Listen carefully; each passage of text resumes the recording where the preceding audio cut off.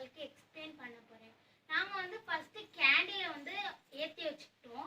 அதை 2-3 மினிட்ஸ் வந்து எரிய விட்டுக்கிட்டோம். நாங்கள் வந்து ஒரு லாங் ஸ்டிக்கில் வந்து ஃபஸ்ட்டு எங்கள் அம்மா தான் கேண்டில் ஏற்றி வச்சாங்க. நெருப்பு வந்து ஒரு டேஞ்சரான விஷயம். அது வந்து நம்ம ஃபயர் வந்து நம்ம வந்து கையிலையோ நம்மளுக்கு பட்டுச்சுன்னா நம்மளுக்கு ரொம்ப பாதிப்பு ஏற்படும். அதனால பேரண்ட்ஸ் குட்டீஸ், நீங்கள் பேரண்ட்ஸ் பக்கத்தில் இருந்தால் மட்டும்தான் அதை செய்யணும். நீங்கள் தனியாக செய்யாதீங்க. ஓகே, அது வந்து நாங்கள் 2-3 மினிட்ஸ் அதை வந்து எரிய விட்டதுக்கப்புறம் ஒரு லாங் ஸ்டிக்கில் நாங்கள் ஃபயர் அதை வந்து ஏற்றி வச்சுக்கிட்டோம். தனியாக வச்சோடனே அதை வந்து நாங்கள் ஆஃப் பண்ணும்போது அந்த புகை வந்து மற்ற ஏரோட மிங்கிள் ஆயிடுச்சு.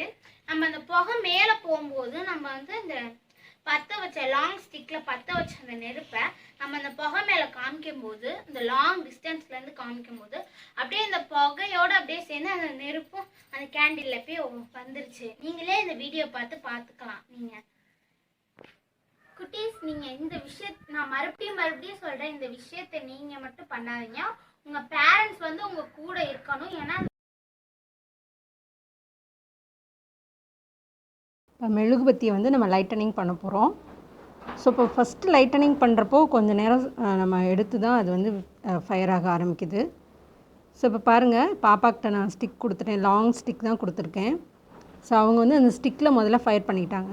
அடுத்து வந்து ஊதுறாங்க. அங்கே பாருங்கள், அந்த புகையில் லாங் டிஸ்டன்ஸில் வச்சு தான் அதை பற்ற வைக்கிறாங்க. அது வந்து பிடிச்சிருது. ஸோ பாருங்கள், நல்லா பாருங்கள், ஸ்லோ மோஷனில் கூட காமிக்கிறோம் பாருங்கள்.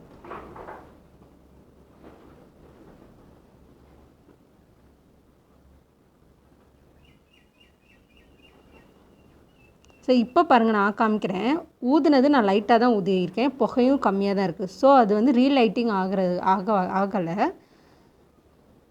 ஸோ இதே வந்து நம்ம நல்லா ஊதுறப்ப அந்த ஏரில் வந்து வேப்பரைஸ்டு வேக்ஸ் வந்து அதில் மிக்ஸ் ஆகிருக்கும் அந்த ஏரில்.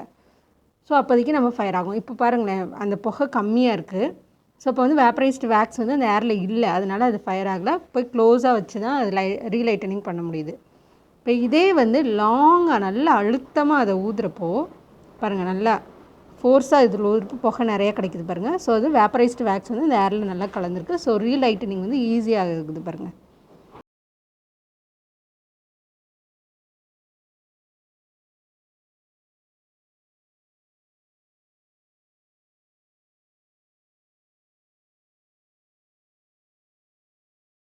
ஸோ இந்த வேக்ஸோட நேச்சர் இது தான். இந்த வேப்பரைஸ்டு வேக்ஸ் வந்து அந்த ஏரில் மிக்ஸ் ஆகுறதுனால அங்கே பாருங்கள், ஸ்லோ மோஷனில் எவ்வளோ அழகாக தனியாக வச்சு பார்க்குறோம்.